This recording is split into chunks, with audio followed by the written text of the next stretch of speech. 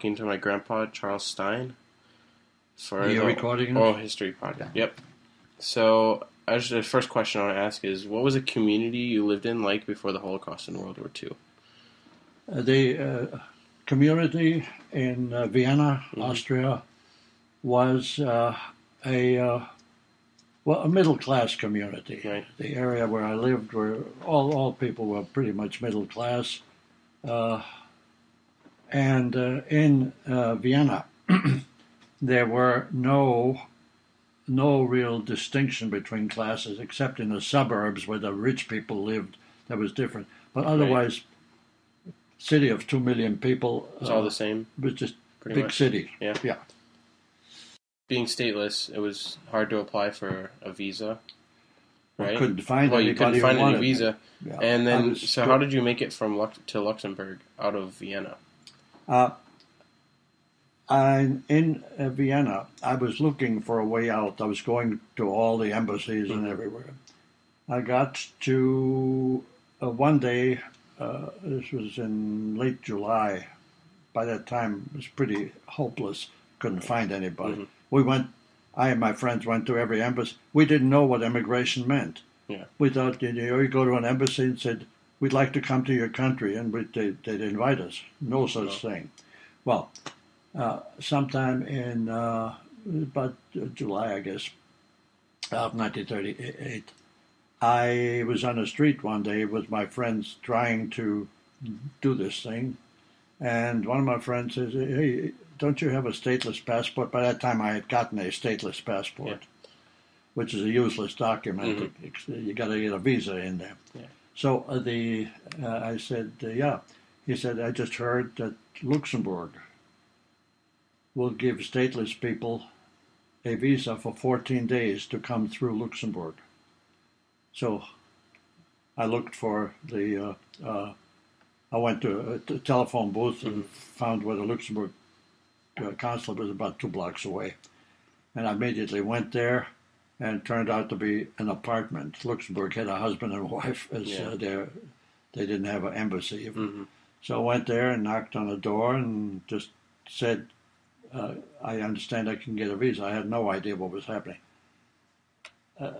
My feeling at the time, I was standing there waiting for the lady that opened the door, asking me, where are you, this is going to be a transit visa, where are you transiting to? Yeah. Show me. I had nothing in my passport. But all she said was, come back tomorrow. I took my passport, says, come back tomorrow morning at 9 o'clock, have your visa. So how did you join the Army? Or what was that experience like? Well, when I came to America, I wanted to go back to medical school. And I found out that medical schools in America had a quota for Jews. 1% of the student body was accepted as Jews. At that time, you still had to give your religion on every piece of paper. Okay. And I talked to the right people, and they forget it. So I worked for a while, and I lived on $14 a week.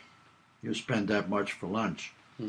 I lived on it for 7 days, and but at that time, I don't know whether I wrote this, but I paid, I think, $3 a week in a rooming house for a little room.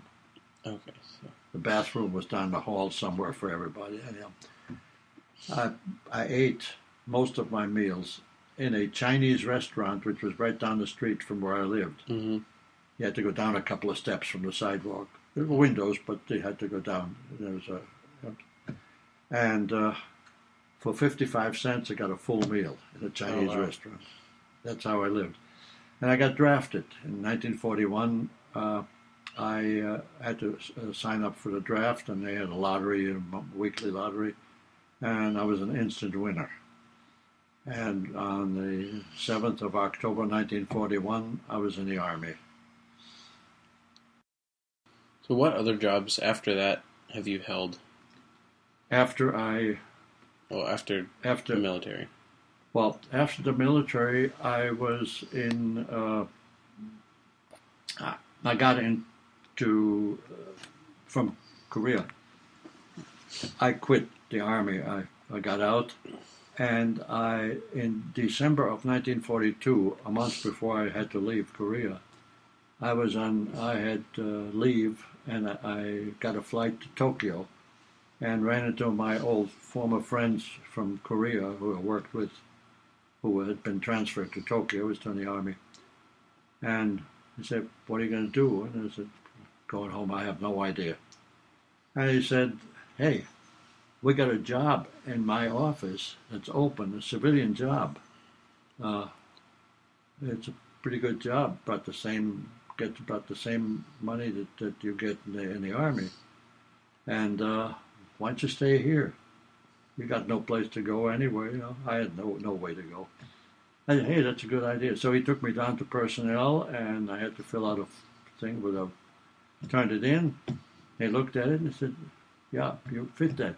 But the personnel officer said, "We got another job that's even better than that one. It's a grade higher. And it is in the Joint Staff, the Joint Far Eastern United Nations Command, J2, the intelligence office of the whole area." And I said, "Yeah, okay." They said, "You qualify for that. Want that?" I said, "Yes." So they gave me a piece of paper, said, "Turn it when you get back to." They knew I was leaving in about 4 weeks. They go back and turn it in and tell them, and it said in there, cut his orders to go to be transferred to Tokyo, this and this place, for separation from the service, to accept civilian employment. Okay, that's how I got there. I have one. How has your professional life been influenced by your life experiences? My professional life, or has that been fully influenced by it? Well, definitely it has been influenced. Right. There isn't a day when I don't think back of where I come from and what happened to me, and whatever I did and I saw on the way, I tried to not let it happen, to prevent something like this to happen. I supported and did everything I could not to let injustice happen, like the kind that happened to me. Mm-hmm. Oh, there's all kinds of things, yeah. But not the little things. But the big things, I spoke up. Yeah.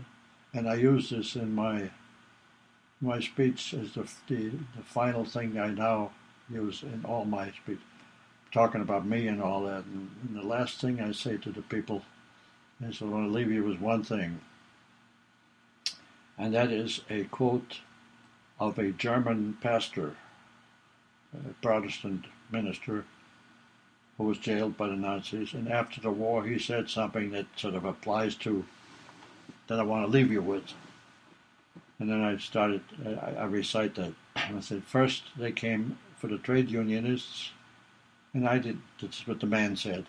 First they came for the trade unionists, I did not speak up, for I was not a trade unionist.